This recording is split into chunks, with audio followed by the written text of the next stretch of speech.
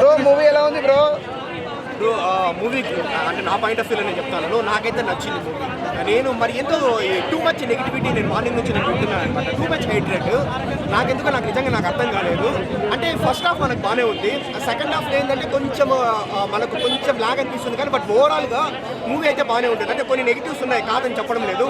First ఏంటంటే ఆ getups అనమాట, రావణాసుడి గెటప్, ఆ స్పైకి హెయిర్ స్టైల్ కావచ్చు, వాళ్ళ కొడుకు గెటప్ ఇంద్రజిత్ గెటప్ కావచ్చు, వాళ్ళ తమ్ముడు విభీషణుడు గెటప్ కావచ్చు, ఆ రావణ సైన్యం గెటప్, ఇంకా వానర సైన్యంలో కొంతమంది గెటప్స్ కొంతమందికి నచ్చకపోవచ్చు. అది ఒకటి. రెండోది ఏంటంటే మూవీ అంతా కొంచెం డార్క్ సినిమాటోగ్రఫీ ఉంటుంది. మనం ఎప్పుడు రామాయణం అంటే రాముడు నీలమేఘ శ్యాముడు ఆ కలర్ఫుల్ సినిమాటోగ్రఫీ చూసి ఇది చూస్తే మనకు కొంచెం అనిపిస్తుంది. కానీ ఇవి మనకు పక్కన పెట్టేస్తే బ్రో మూవీలో పెద్దగా మైనస్ కూడా నాకేం అనిపించలేదు అనమాట. పైగా బ్యాక్గ్రౌండ్ మనకి ఎప్పుడు జై శ్రీరామ్ జై శ్రీరామ్ అనే బ్యాక్గ్రౌండ్ మనకు పుష్ చేస్తూ ఉంది నాకైతే. సో నేనైతే సాటిస్ఫైడ్. మూవీకి నేను జీరో ఎక్స్పెక్టేషన్స్ వచ్చినాను. టీజర్ చూసిన తర్వాత నాకు ఎటువంటి ఎక్స్పెక్టేషన్ లేదు. ట్రైలర్ చూసిన తర్వాత బాగానే ఉంటుంది అనుకున్నాను, కానీ మూవీకి వచ్చిన తర్వాత నేను నిజంగా చెప్తున్నాను, నేనే ఒక ప్రభాస్ గారి ఫ్యాన్ కాదు, అంటే ఆయన వర్క్కి నేను అడ్మైరర్, కానీ నేను పర్టికులర్ ఫ్యాన్ ఏం కాదు, కానీ నాకైతే నిజంగా బాగానే నచ్చింది. సో అందరూ అయితే వచ్చి బ్రో ఎన్నో మనము పనికిరాని మూవీస్ అనొచ్చు అనుకుంటా నాకు తెలియదు, కానీ ఎన్నో అన్నెసెసరీ అన్వాంటెడ్ మూవీస్ మనం చూస్తాను. ఇలాంటివి వచ్చి మన రామాయణం బ్రో మన కల్చర్ అనమాట. సో రామాయణం చూసి నేర్చుకోవడం ఎంతో బెటరు. మీ మీడియా తరఫున నేను ఒకే ఒక మాట నేను చెప్పాలనుకుంటున్నాను, ఈ మూవీలో రామాయణం నుంచి మనము ఏమేమి నేర్చుకోవాలి, చిన్నపిల్లలు కావచ్చు పెద్దవాళ్ళు కావచ్చు ఏమేమి నేర్చుకోవాలి అన్నీ ఉన్నాయి. నెంబర్ 1 ఏంటంటే ఈక్వాలిటీ అనమాట, సమానత్వము. అప్పుడు త్రేతాయుగంలో రాముడు వచ్చేసి అప్పుడే అంటే తక్కువ జాతి శబరి ఆయన ఆమె దగ్గర రేగిపండి ఎంగిలి తిన్నాడనమాట. ఎంగిలి తిని ప్రూవ్ చేస్తాడు ఈక్వాలిటీ, మనుషులంతా ఒక్కటే, డబ్బున్నవాడు డబ్బు లేనివాడు లేదు, జాతి కులం అంతా లేదు అని అప్పుడే ప్రూవ్ చేస్తాడు. కానీ ఇప్పుడు మనము యుగమే మారిపోయింది, మనం కలియుగంలో ఉన్నాము, మన మెచ్యూరిటీ లెవెల్స్ పెరిగినాయి. ఇంత టెక్నాలజీ వచ్చి కూడా మనం వచ్చేసి కాస్ట్ డిస్క్రిమినేషన్, ఈ డబ్బు ఉండేవాడికి మనం ఎక్కువ రెస్పెక్ట్ ఇచ్చేస్తూ ఉంటాం ఆటోమేటిక్లీ. ఇప్పుడు డబ్బు ఉండేవాడు ఒక నీచుడైనా సరే, డబ్బు లేనివాడు మంచోడైనా సరే, కానీ మనం రెస్పెక్ట్ డబ్బు ఉండడికే ఇస్తున్నాము. సో అలా మనం రామాయణం చూసి మనం ఎన్నో నేర్చుకోవచ్చు అనమాట. ఎన్నో విషయాలు మనకు మూవీ చూస్తే తెలుస్తుంది. చెప్తా ఉంటే లాగైపోతుంది, కానీ బట్ మూవీ విషయానికి వస్తే మంచి మూవీ నాకైతే నచ్చింది. రేటింగ్ నేను ఇవ్వలేను, బట్ డెఫినెట్లీ మనకు వచ్చేసి డిస్సాటిస్ఫై కాము.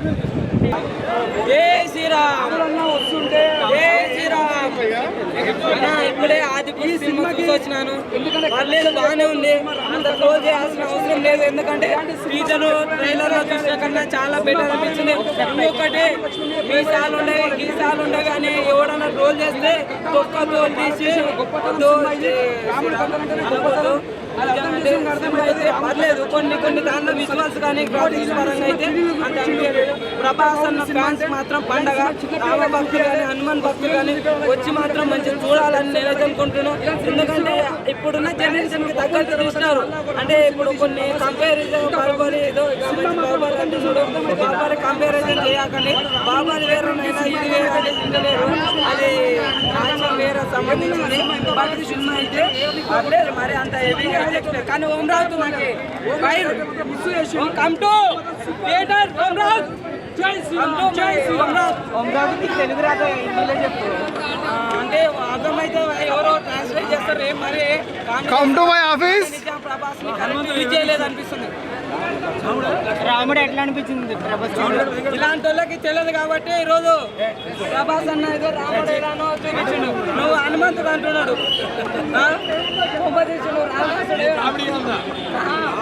కామెడీ అనిపిస్తుంది కాదు, కామెడీ కనబడుతుంది. అందుకే కామెడీ కనబడుతుంది. సినిమా అయితే పర్లేదు అన్న, చూడొచ్చు. విజువల్ పదక రివ్యూ బై రామకృష్ణారావు. హనుమంతుడు సినిమా కనెక్ట్ అవుతామన్నా, ఎమోషన్ మంచిది. ఫస్ట్ హాఫ్ ఎమోషన్ మంచిగా ఉంది, సెకండ్ హాఫ్ మొత్తం యుద్ధమే. సినిమా కనెక్ట్ అవుతారు, కనెక్షన్ అవుతారు పక్క. అలా ఎమోషన్స్ కూడా చాలా బాగున్నాయి. సినిమా కానీ ఏం ఎమోషన్ లేకుండా ఎవరు తీయడు, అర్థమైందా? అన్న లాగ్ ఉంటుంది అన్న, లేదన్నా ఫస్ట్ హాఫ్ మాత్రం మస్తు ఉంటుంది, అస్సలు నువ్వు బోర్ కొట్టదు. సెకండ్ హాఫ్ అంటే యుద్ధం కాబట్టి బోర్ అనిపిస్తుంది అంతే.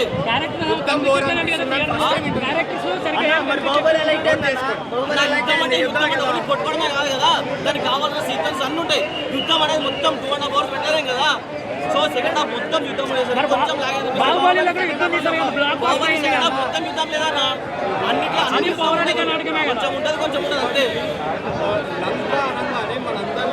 అదే అన్న లంక అనేది గోల్డెన్ సిటీ పచ్చదనం, వాటర్ ఫాల్స్ పచ్చదనం, గోల్డెన్ ప్యాలెస్ అట్లాంటివి ఏదో భూత బంగ్లా చూపించినట్టు చూపిస్తే ఎవరు తీసుకుంటారు? ఇంకొకటి హనుమంతుడు సీతని కలిసి రాముడి దగ్గరకు వచ్చి ఆనవాళ్ళు ఇస్తాడు, సీతను కలిసాను అని. ఆనవాళ్ళు ఇచ్చేటప్పటికే రాముడు అక్కడ సముద్రం దగ్గర రెడీగా ఉంటాడా? లేదు కదా. అట్లా కొంచెం రిఫరెన్సెస్ మారిపోయినాయి. అలా అడాప్ట్ చేసుకునేది కరెక్ట్గా అడాప్ట్ చేసుకుంటే బాగుండేది. అది చెప్తున్నాం అంతే. అంటే ఇప్పుడు ఈ సినిమా ప్రభాస్ కెరియర్కి మైనస్ అవుతుందా ప్లస్ అవుతుందా? అది కెరియర్కి మైనస్ అవుతుందా ప్లస్ అవుతుందా ఆయన నెక్స్ట్ సినిమా బట్టి ఉంటుంది. బట్ ఇదైతే మాత్రం కరెక్ట్ తర్వాత ఇది వచ్చేది. ఇదైతే మాత్రం కరెక్ట్ మూవీ తర్వాత వచ్చేది. ఇదైతే న్యూట్రల్. సో ఎంటర్ రామాయణాన్ని మ్యాచ్ చేయలేకపోయారు. మ్యాచ్ చేయలేదు. నేను చెప్తున్నా కదా. మ్యాచ్ చేయడం కాదు భయ్యా, కోర్ సబ్జెక్ట్ మ్యాచ్ చేస్తే కొన్ని చిన్న చిన్న డైరెక్షనల్ డిపార్ట్మెంట్ స్క్రిప్ట్ కానీ ఇగో ఇప్పుడు కోర్ కాన్సెప్ట్ మ్యాచ్ అయిందంటే రావణాసుడు సీతను ఎత్తుకెళ్ళాడు, రాముడు వేయి చంపాడు. కానీ మధ్యలో డైరెక్టర్స్ ఏం చేశారు, ఎలా జరిగింది, ఎంత జరిగింది అదంతా నేను ఇప్పుడే ఒక ఎగ్జాంపుల్ చెప్పి హనుమంతుడు ఇప్పుడు మాట్లాడడం కూడా మాట్లాడలేదు. అది భయ్యా ఓవరాల్ గా సినిమా లేదన్నా ఫ్యామిలీస్ పట్టుకున్నా ఇలా ఇప్పుడు ఇంటికి నేను ఆల్రెడీ మా ఇంట్లో సాటర్డేకి టికెట్లు బుక్ చేసేసిన మా అమ్మకి, మా అమ్మ నాన్నగారికి. తిడతారు నన్ను వాళ్ళు సినిమా చూసి వచ్చి దేనికి బుక్ చేసినవరా అని. మ్యాచ్ తీసి ప్రభాస్ అన్నకి ఆ కట్అవుట్ కానీ ఆ పర్సనాలిటీ సెట్ అయిపోయింది. నెక్స్ట్ హీరోయిన్ క్యారెక్టర్ వస్తే హీరోకి హీరోయిన్కి మధ్య ఉన్న ఆ కెమిస్ట్రీ బాగా పనిచేసింది. మనకి మెయిన్గా సాంగ్స్ చూస్తూ ఉంటాం, మనకి సాంగ్స్ కరెక్ట్గా సరిపోద్ది. ఆ సాంగ్స్ మెలడీ కానీ విలన్ క్యారెక్టర్ చాలా బాగా చేశారు. మనకి పాస్ సినిమాలో ఉంది అన్నట్టుగా ఊహించుకుని రావద్దు కదా, కంప్లీట్ డిఫరెంట్గా ఉంటుంది. ఆ సెట్టింగ్ కానీ ఆ పిక్చరైజేషన్ కానీ సీనరీస్ కానీ సినిమా చాలా బాగా తీశారు. హనుమాన్ క్యారెక్టర్ కూడా చాలా బాగుంది. కొంచెం స్కోప్ ఇస్తే బాగుంటుందేమో అని నాకు అనిపించింది. ఓవరాల్ చాలా బాగుంది కదా. సినిమాలో అయితే హైలైట్స్ విఎఫ్ఎక్స్ భయ, విజువల్ ఫీస్ట్ అంతే సూపర్. సినిమా బాగాలేదు అంటే చెప్తున్నా ఇందాక, మీరు పాస్ సినిమా చూసుకుని అలా ఊరికి రావద్దు. ఇప్పుడు జనరేషన్ తగ్గట్టుగా సినిమా తీస్తారు భయ. ట్రాలర్స్ ఎప్పుడు చేస్తారు భయ, మన ఆడియన్స్ అనేది మాట్లాడదాం. సినిమా చాలా బాగుంది. లాగ్ అయితే లేదు, కొంచెం మన ఫైట్స్ మనం అనిపిస్తుంది అంతేగాని సినిమా చాలా బాగుంది. హనుమాన్ క్యారెక్టర్ అయితే చాలా బాగుంది, కానీ కొంచెం స్కోప్ తక్కువ అనిపిస్తుంది. కొంచెం స్కోప్ ఇచ్చిందే బాగుంటుంది.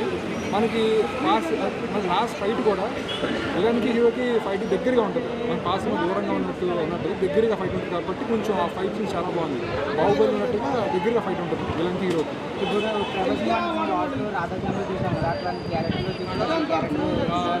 ఇలాంటి క్యారెక్టర్స్ కూడా రావాలి భయ్య. ఎప్పుడు ప్రభాస్ అన్నకి ఏ లవ్ జోన్ లేదంటే యాక్షన్ మూవీసే కాదు, కొంచెం స్పిరిచువల్ మూవీస్ పెడితే బాగుంటుంది.